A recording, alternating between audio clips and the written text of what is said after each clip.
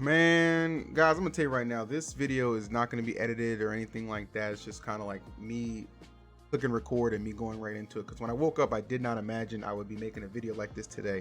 If you're new to the channel, you know we do a lot of comedy on this channel, but this is not going to be a comedic video. This is going to be addressing some real issues taking place in the Smash Brothers community, which I am a part of. So if this isn't for you, I'll see you on the next one. More Do You Know Black People is in the works, but right now I consider this Do You Know the Facts. So this is actually regarding Nairo's statement that he put out earlier today. And I want to preface this by saying, if you haven't read it, please go read it before you just go and give a hasty opinion and stuff like that. It's important that you check it out. I've read it about 2 or 3 times, let it digest for a couple hours before I actually decided to record this video. So it's basically, for those of you who don't know what took place a couple months ago, like 3 months ago, let me just recap it for you. Again, this is a recap, not like putting out facts. This is just a recap of what took place. Rollers were swirling that Nairo and Zach had a couple years ago had gotten into a relationship, which would have been obviously inappropriate because given the age gap between the two by about 4 or 5 years, Nairo being 20 at the time. So basically Captain Zach came out and said that first he came out and said this stuff is just rumors, it's not the case. Nairo came and commented on that saying, yeah, this is this didn't happen and stuff of that nature. And then shortly after that, not too long, Zach actually released like a tweet longer, speaking my truth and things of that nature, where he did detail like their encounter and what happened. And he said Nairo had given him hush money, and they had, I guess, had like an on and off like type of relationship type deal since the events of like CEO, I believe CEO Dreamland 2017 and just stuff of that nature.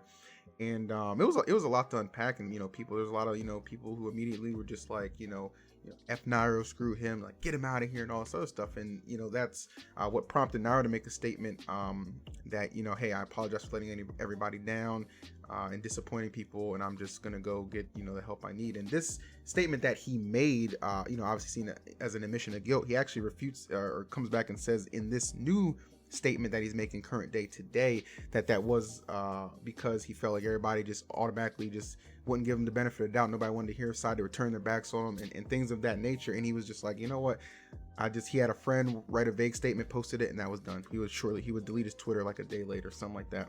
But he has reinstated his Twitter earlier today because again he made a brand new statement here in which he does say, and I'm gonna highlight this real quick, Zach's allegations are all completely false. Okay, so he like sets the tone right there, letting you know that all the allegations that Zach has been saying, people maybe on his side have been saying, it's just not true. And he also opens it up by saying, I have a 30-page document detailing a full timeline of evidence. So that lets you know that he's got a whole lot more. If you check Twitter, you'll see people like Void have commented that they've seen the document. They can't really speak out on it legally. That means obviously like they were briefed by a legal team prior before making these statements. Cosmos as well saying the same thing, but they're basically voicing their support of Nairo, one of their good friends, someone obviously who they've known a long time. I've known Nairo a long time for myself, about over a decade here, since back in Super Smash Bros. Brawl. And I've always believed, and I've said this publicly even after what's taken place, that I believe Nairo is not a villain. I believe he's not a bad guy. I believe he had made a bad judgment call.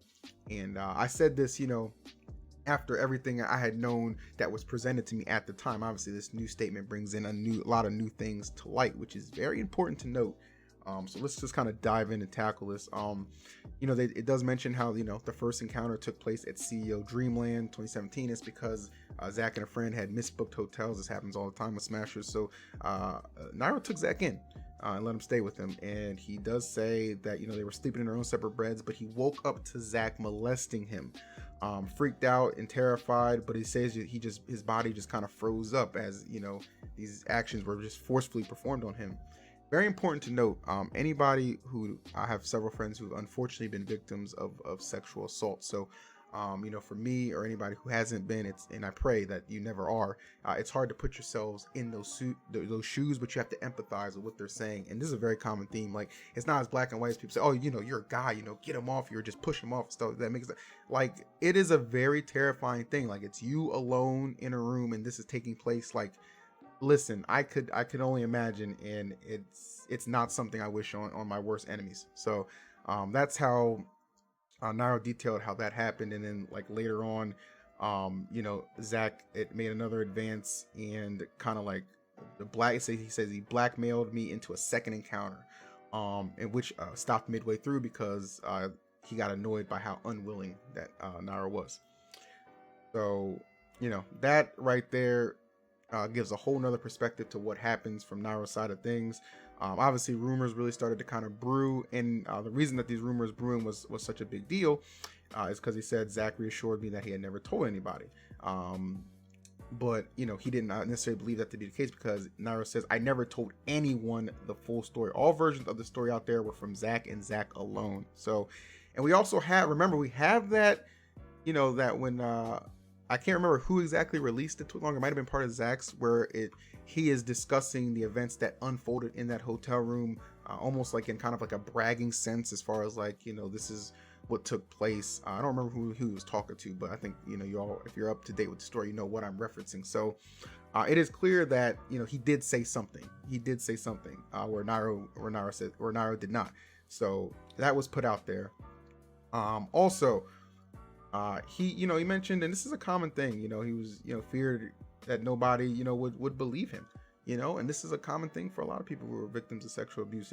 That's not uncommon by any means. The hush money is also addressed in here. Now it says there were only 3 payments made at Zach's request, and felt like, given what had happened between Zach and ILI, he kind of felt pressured that, so he wouldn't get in that situation. He needed to just comply, basically. So, it's horrible to read this. And I sympathize, obviously, because it's just not cool in the grand scheme of things. And again, I don't want this to be I'm not telling you guys to go out there and attack Zach and anything like that, because these are 2 young men, and this doesn't have to be. I said it, when I covered this topic with the information that I had at the time a couple months ago. Like, this doesn't need to be the end of either one of their lives. You got to seek the help, you got to go forward, and that's what Nairo's done. He again admitted that he saw several therapists, and came to the conclusion, it did have a word for what happened to him. He says, I was raped. And it's not easy to open up and admit that kind of stuff, but that's why therapy can be such a blessing for a lot of people in a lot of situations, and I believe that is the case here.